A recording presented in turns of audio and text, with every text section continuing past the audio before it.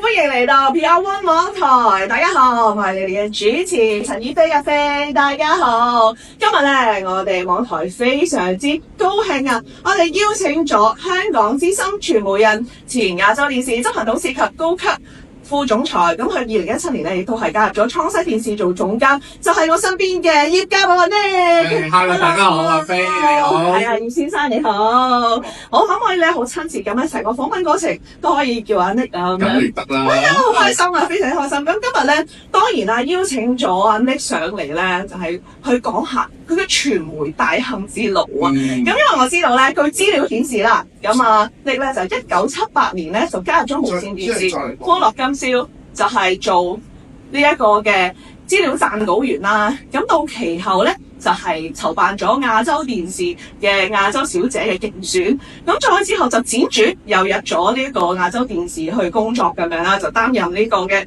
執行董事及高級副總裁。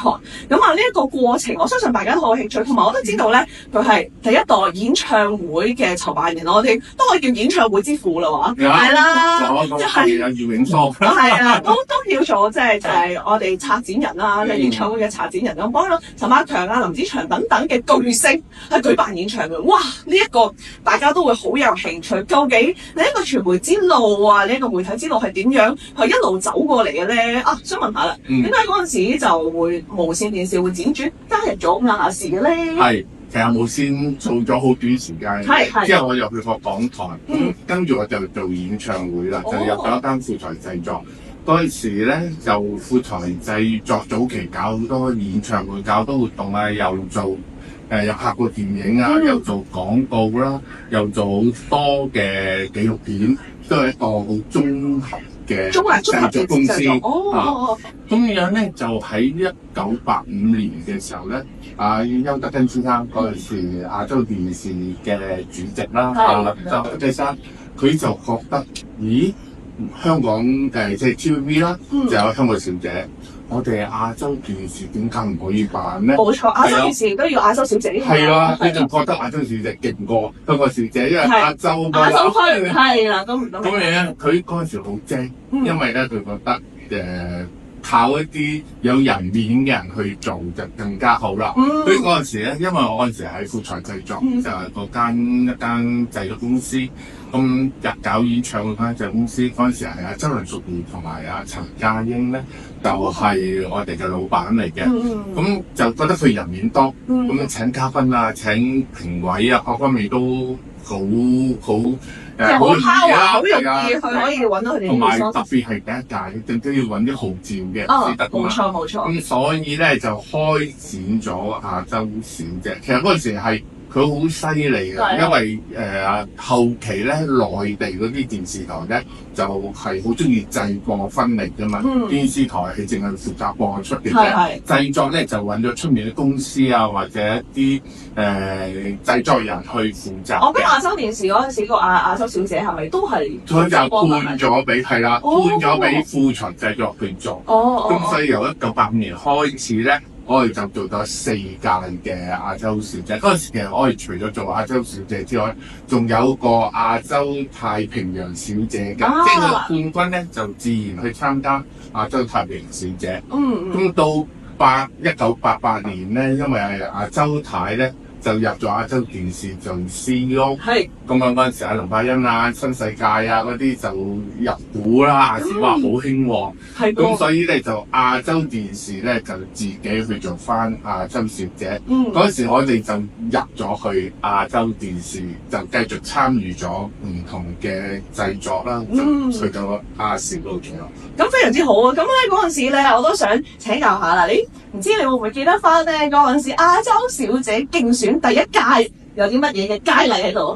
梗係記得啦，因為我有天書喺度啦，係啊，真係有做嗰份。係啊，呢本咧就係我哋25週年嘅時候出嘅一本美麗的亞姐。係啊，美麗的亞姐就2005年嗰陣時就係25屆嘅亞洲小姐。第一屆咧就有阿黎燕珊啦，黎燕珊喺度活躍嘅，係啊冇錯。跟住葉玉卿啦，就係美國啦，係啊，佢又拍好多電影啦，仲有朱慧珊，朱慧珊後期都做。慧珊時尚科係啊，哇！你好睇㗎，係啊，哇咁幾好。咁我諗亞仔最出名，即係第一屆嘅當年人哋記得啦。咁最出名有李志啊，跟住有翁虹啊、樂培啊、吳以莉啊。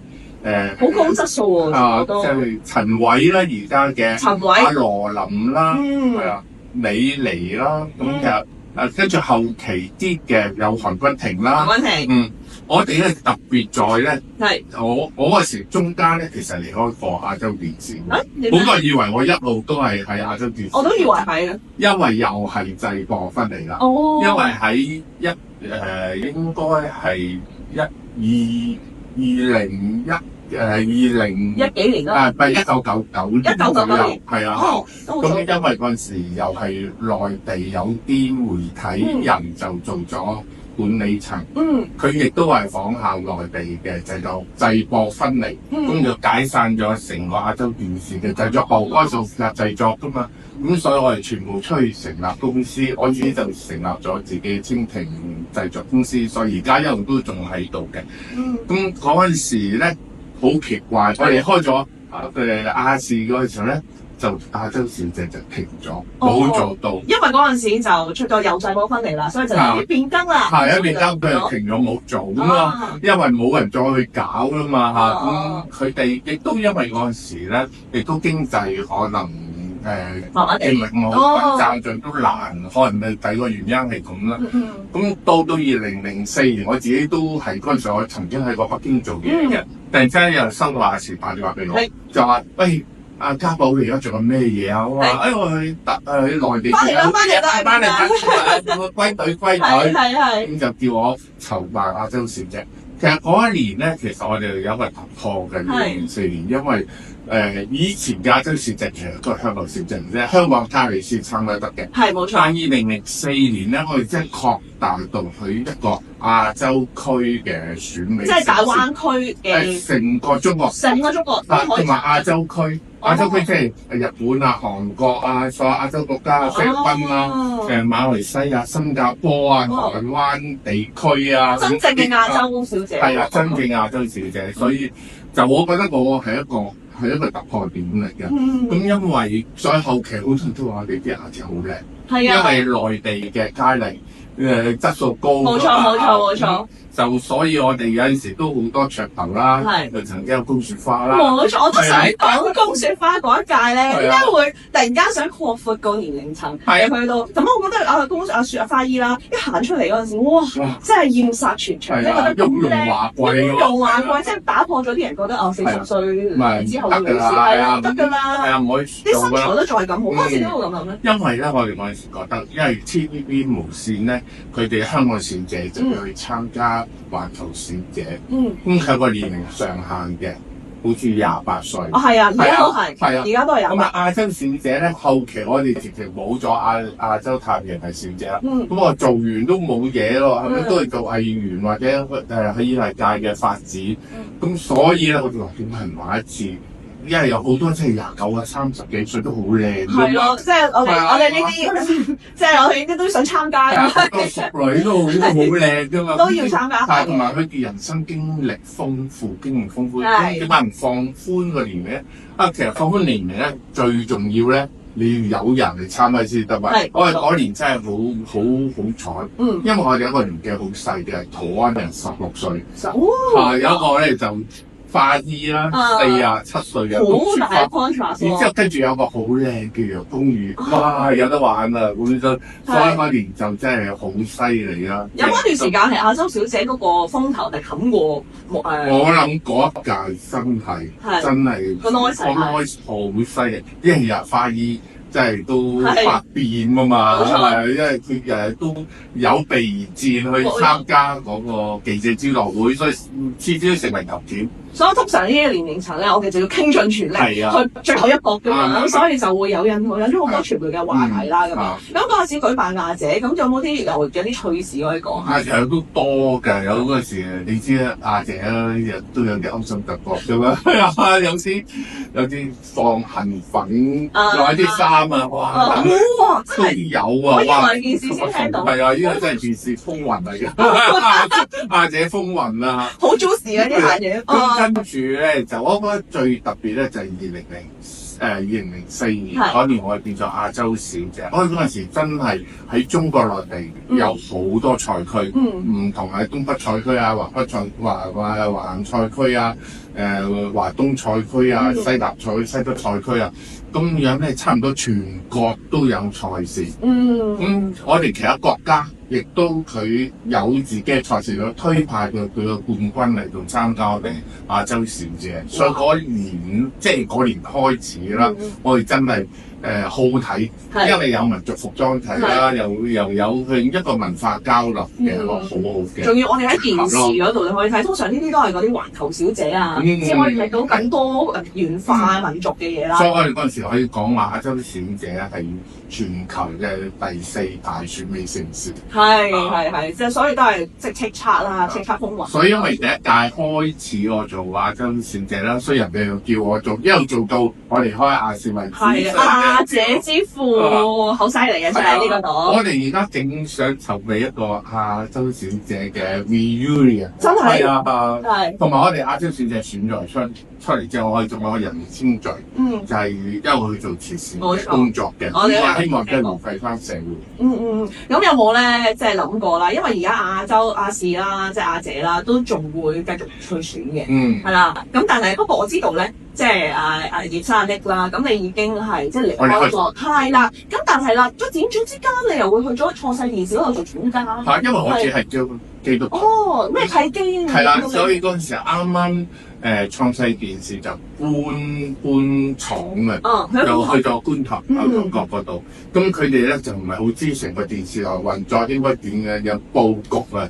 咁就啱啱嚟亞視嗰時，又知道我係基督徒，就話問我有冇興趣幫手。咁我自己考慮過又填個肚啊，咁跟住就加入咗創世電視。嗰時其實最重要咧係幫佢策下啲新嘅節目啦，同埋最緊要就係配合佢成個裝修嘅工程，即係個剪播室係點啊，配音間係點啊，所有嘅運作應該點樣去做啊，咁我就做咗一個咁嘅使命咯。咁但係後期我已經就成為創世電視嘅顧問啦。因為我自己又發展翻自己嘅工作咯，又即係繼續喺蜻蜓度活躍啦。你都問下咧，因為嗰陣時其實我都係一個嚟嘅。咁嗰陣時我都喺創世電視係有做合唱電視部嘅。咁所以我都曾經喺創世電視出現嘅，係啦，就係應該聖誕節嗰啲我哋一齊唱詩啦。咁樣咁嗰陣時咧，其實我都想問啦，欣語之聲啊，或者其他嘅節目，其實係咪都喺創世電視嗰個廠嗰度發生嘅？定係佢哋？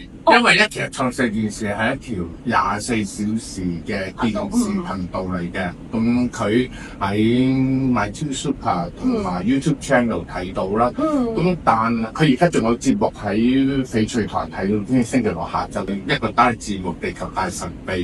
咁而欣語之聲咧，佢哋係啲製作公司，佢係淨係做見證嘅節目嘅。咁所以佢哋淨係單嘅節目，佢哋就買時段。反而佢啲節目冇喺創世電視度播，因為佢個創世電視已經咁多基督教嘅節目啦。咁佢嗰啲節目咧就喺其他嗰啲媒體度播咯。其他媒體嗰度播，咁所以就製作上邊就即係唔完全喺度，總之就只係播出嚟即係咁樣。咁但係我覺得都好好，因為咧就喺香港地啦，即係我哋呢啲即係我哋做電視好多時咧都係廣告啊，即係都係以錢為主嘅。咁但係呢一個都係一個宣傳福音呢個福音啦，跟住之後呢個使命上面同埋都貫徹一啲正能量。冇錯，因為好多見證咧都睇到人係不屈不撓啦，佢嘅信心啦，佢嘅奮鬥啦，咁係好幫到人。係啊，咁我覺得都係即係我哋即係可能話創世電視啊，有一啲個好嘅即係信息發放俾大家嘅，就好似我哋而家就喺電視嘅啦，呢啲咁樣嘅環境底下，大家都個心情都唔係咁好啦，因為一啲嘅事情啦。咁所以就我覺得呢個keep 住喺度，大家咧就可以有啲正能量咧，都係非常之好啊。咁可唔可以都問翻少少關於呢個亞視嗰陣時咧？我好有興趣再了解。我突然間諗起，就係除咗亞洲小姐之外咧，當年啊都曾經出好過好多唔同嘅電視劇集嘅，例如就係而家好 hit 嘅《我和僵屍有個約會》，咁近排有一個新版啊，真係13㗎，又見到萬綺雯喺度啊！係啊，咁嗰陣時咧就即係好多即係叱咤一時啦，亦都係同亞洲小姐一樣啦。咁嗰陣時有冇話點解會突然間會有呢一啲嘢？其實定係亞視嗰陣時一度其實好多時亞視咧，其實係好創新嘅，係啊，係要做好多好特別嘅內容嘅。咁所以嗰陣時就覺得僵屍一個係超現實嘅一個電視劇，咁亦都係我哋嘅演員陣容亦都係好勁啦。咁所以佢一共有三輯㗎嘛。第一輯成功，第二輯、第三輯，咁而家啲成為經典，有好多後生仔都記住呢套劇。咁其實我哋都有好多唔同類型嘅節目咯，我覺得做媒體一定要有創新，一定要大膽，同埋一定要放膽俾一啲後生仔去做。咁亦都想問咧，其實而家我知道你而家都有好多頭先話呢個青年製作啦，咁樣而家嘅動態係點樣咧？我想知道你有咩嘅即係搞作？我而家係做咗好多文化嘅項目啦，亦都繼續推動一啲選秀嘅節目，因為咧我自己覺得我喺2004年嗰時候將亞洲小姐咧轉型咗一個真係亞洲區嘅選美城市，咁亦都係內地做好多嘅賽區啦，咁所以咧我都繼續承傳呢樣嘢，咁我都會繼續喺大灣區做啲選秀嘅節目啊，選美嘅節目啊，咁亦都係做啲文化交流節目。我覺得而家做好多嘢咧，一定係要集合好多唔同嘅力量啦，同埋亦都係要做一啲跨界嘅節目、跨界嘅演出，即係唔同嘅精英。即係可能我做音樂會咧，我可能又加啲突然之間加啲粵劇嘅元素喺裏面啊，或者加啲武術嘅元素喺裏面啦，即係好多種嘢，好多嘢睇，咁人哋覺得有啲新意啦，咁亦都係睇到中國嘅文化、香港嘅文化真係博大精深咯。冇錯，咁我都咧即係期望住啊，嚟緊咧都會繼續有製作好多唔同嘅節目，同埋咧我都想講我哋呢啲中女市場都需要呢啲選手嘅。好啊！我希望你都可以舉辦啲選美，係俾我哋可以揚名立萬，咁啊就係成為第一步啊！比宮雪花花衣更加精彩。冇錯啦，今日期待住啊就係我哋阿 Nick 嘅製作啊！而家期待住，我到時就會有一個嘅選美競賽，我哋突圍而出，要紅啦！好啊！下次見。